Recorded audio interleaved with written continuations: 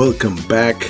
After a 2-week hiatus, the Rational Rage is back. It doesn't matter who I am. What matters is my plan. Ladies and gentlemen, we have some great shows coming up. I'm going to be joined by my brothers in arms. Terrence Crowell, aka Chip the Lyricist, will be on here.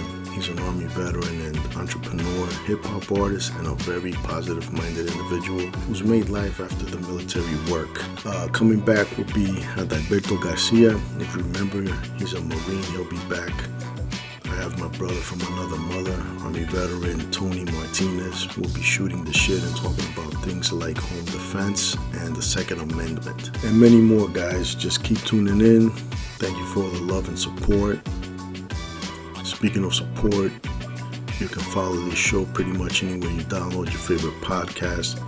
Apple Podcasts, Spotify, Buzzsprout, Stitcher, Google Podcasts, you name it.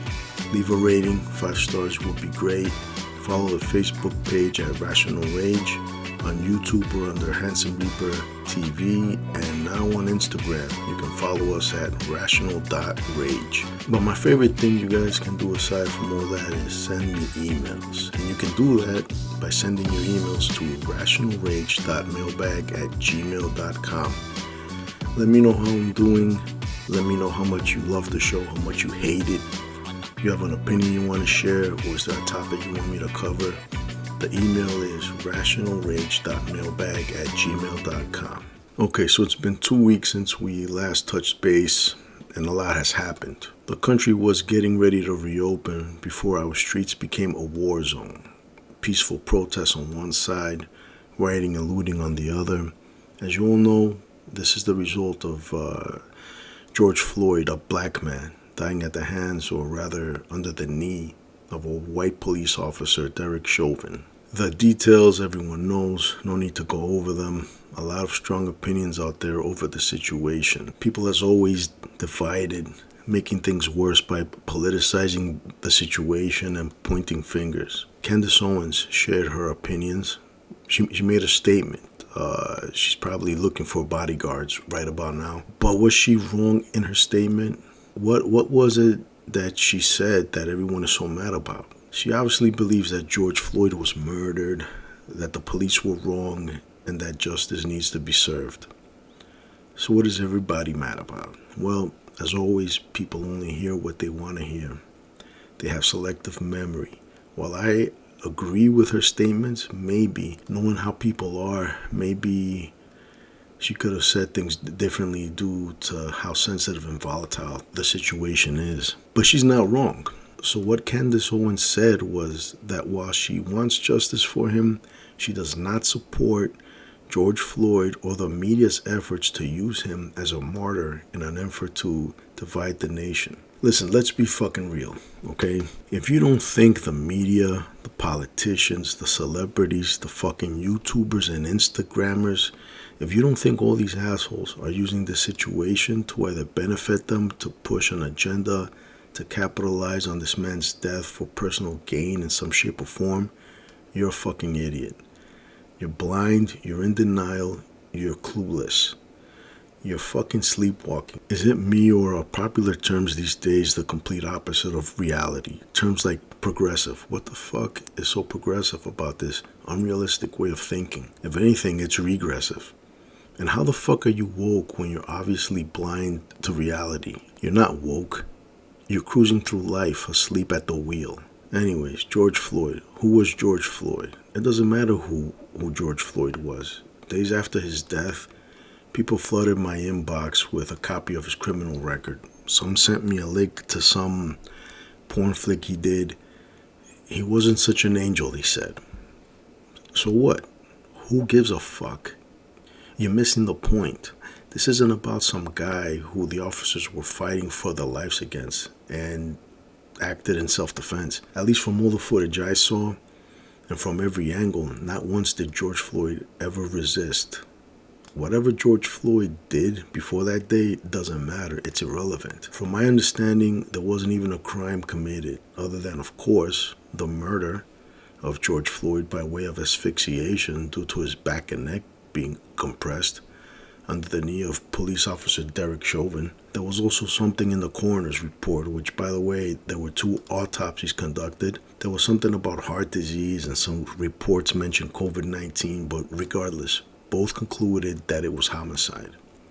And who gives a fuck about the toxicology? That's another thing people flooded my fucking inbox with. The bottom line is, that day George Floyd was murdered. He was murdered by a police officer while face down in handcuffs under the knee of a piece of shit who displayed zero regard for human life. Derek Chauvin doesn't deserve to wear a badge. He doesn't deserve to work in such an honorable profession that's been tainted by scum of the earth, prejudiced psychopaths. And for those who still don't think this was racially motivated, this guy has a history of misconduct when dealing with minorities. And over $20. And in no instance did George Floyd ever resist. Now, I've heard conflicting reports that it was a suspicious check or a suspicious $20 bill that ended up being legit. I don't know exactly. Even if he did get caught with bad checks or counterfeit bills, he didn't have to die. There were no actions in the sequence of events that transpired that day where the death of George Floyd was justified. I know I'm beating a dead horse. You guys already know all this. A lot has happened in such a short time since the incident. But let's go to some emails. This one comes from George out in Vallejo, California. When you send me an email, let me know where you're from. So thank you, George, for doing that. Anyways. Hey, Spiro. Where you at, homie? I was waiting for an episode to drop and it never did. Then another week passed and no episode. Don't tell me you already gave up. Fuck what anybody thinks. Real will always recognize real. And tell that bitch ass Pete the Meat he can jump up to get beat down. But on a more serious note, did you hear about what happened out here with Sean Monterosa? Why isn't this in the news? Yeah, man. First of all, George, thank you for the email and for having my back, brother. I appreciate the love. Pete the Meat, fuck that dude. We got bigger fucking problems. If you guys remember, and for those who are new to the show, some piece of shit who called himself Pete the Meat sent an email to the show, and it was pretty racially charged. You can listen to that email and my response by going to YouTube, look for Handsome Reaper TV, and I have a Best of Rational Rage mailbag playlist. But fuck him. Like I said, we have bigger problems.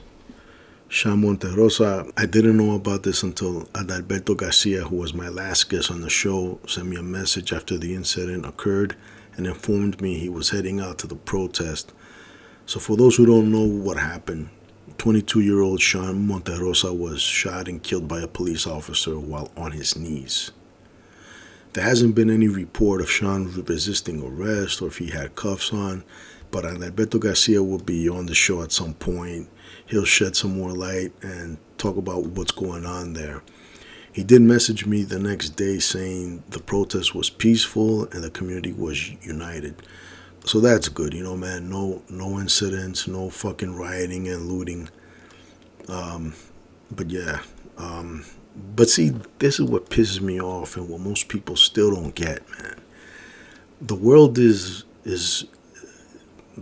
seen as black and white. The media invests everything into the black versus white narrative. And of course, they tend to focus more on the black victim and the white attacker. I guarantee you, if whites were the minority, it would be the other way around. The media is all in on creating racial tensions between whites and blacks, and believe me, there are retards on both sides doing a good enough job of it, but the media really fans the flames and provokes it. So yeah, Sean Monterosa should definitely be national headline news. Why isn't he? I think they're saving that story to make a political statement somewhere down the line. It's sad and it pisses me off. But nothing pisses me off more than how obliviously stupid and blind people are to it all. Anyways, George, thank you for the email. Thank you for listening, man. Moving on.